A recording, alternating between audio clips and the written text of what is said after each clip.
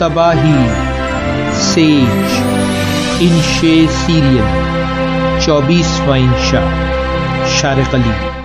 شمالی کوریا اور 24 گھنٹوں کے اندر ہی امریکہ اور جنوبی کوریا کے بیلسٹک میزائل داغے گئے تو سیج ٹی ہاؤس میں گرما گرم بحث چھڑ گئی۔ پروفیسر گل بولے، آج انسانی زندگی اور تہذیب کو ایٹمی جنگ اور ماحولیاتی آلودگی کے حقیقی خطرات درپیش ہیں۔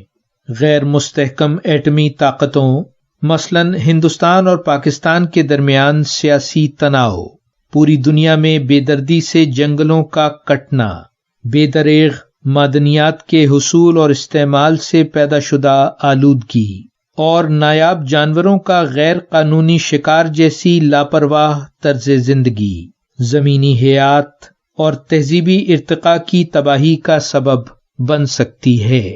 دینیات کے استاد جابر صاحب چائے کا گھونٹ بھر کر بولے، ارتقاء محض ڈارون کی ذہنی ایجاد تھی، اسے سنجیدہ لینا کہاں کی عقل مندی ہے۔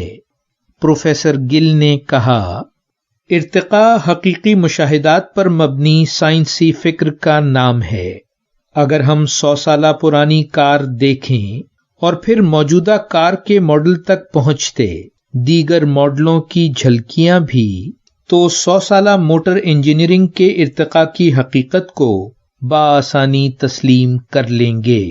حیاتیاتی ارتقاء کی مدت کیونکہ کروڑوں سال ہے، اسی لیے یہ خیال ناقابل یقین لگتا ہے۔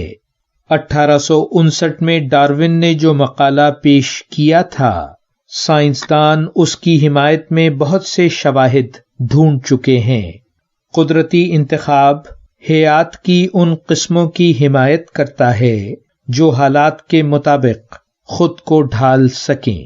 بھورے خرگوش برفانی علاقوں میں تب ہی اپنی نسل بڑھا سکیں گے جب ان کی رنگت سفید ہو تاکہ وہ برف میں شکاری جانوروں سے چھپ سکیں۔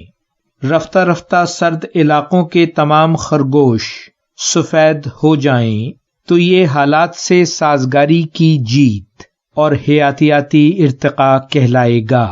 دوسری طرف ایسے پرندوں کی نسل جن کا جسم وزنی اور پر کمزور ہوں، غذا کی کمی کے باعث اگر نیست و نابود ہو جائیں تو یہ سمجھ میں آتا ہے۔ زندہ رہنے کی اس دوڑ میں جانور اور درخت بعض اوقات ایک سی حکمت عملی اختیار کرتے ہیں۔ وہ کیسے؟ صوفی نے پوچھا۔ مسکرا کر جوس کا گلاس میز پر رکھا اور بولے، فرض کرو میں درخت ہوں اور رمز جانور، اور ہم ایسے جنگل میں رہتے ہیں جہاں بڑے حیوانوں کے لیے ہم دونوں مرغوب غذا ہیں، تو دفاع کی ایک صورت جسم پر کانٹے اگا لینا ہوگی۔ یوں ارتقاء کے سفر میں رفتہ رفتہ میں کیکٹس اور رمز خارپشت بن کر ابھرے گا۔ ڈارون نے ایسے ہی دلچسپ چھوٹے مشاہدات کی بنا پر اپنا انقلابی سائنسی مقالہ تیار کیا تھا۔ کیا ارتقاء کا یہ سفر کبھی کسی بڑی تباہی سے بھی دوچار ہوا؟ میں نے پوچھا۔ بولے، کوئی 6.5 کروڑ سال پہلے ہماری زمین پر یقیناً ایسی تبدیلی آئی تھی جس نے دنیا میں موجود آدھی سے زیادہ حیات کو نیست و نابود کر دیا تھا۔ اس تباہی سے دیو قامت ڈائنوسورز کا تو نام و نشان مٹ گیا، لیکن کچھوے، مینڈک، مگرمچھ اور بہت سی مچھلیاں زندہ بچ نکلے۔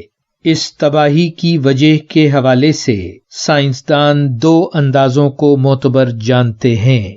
پہلا تو یہ کہ خلا سے آنے والے کسی بہت بڑے شہاب ثاقب کے زمین سے ٹکرانے کے بعد آسمان ملبے اور دھوئیں کی کثرت سے تاریک ہو گیا تھا اور زمین تک سورج کی روشنی پہنچنا ممکن نہ رہا تھا۔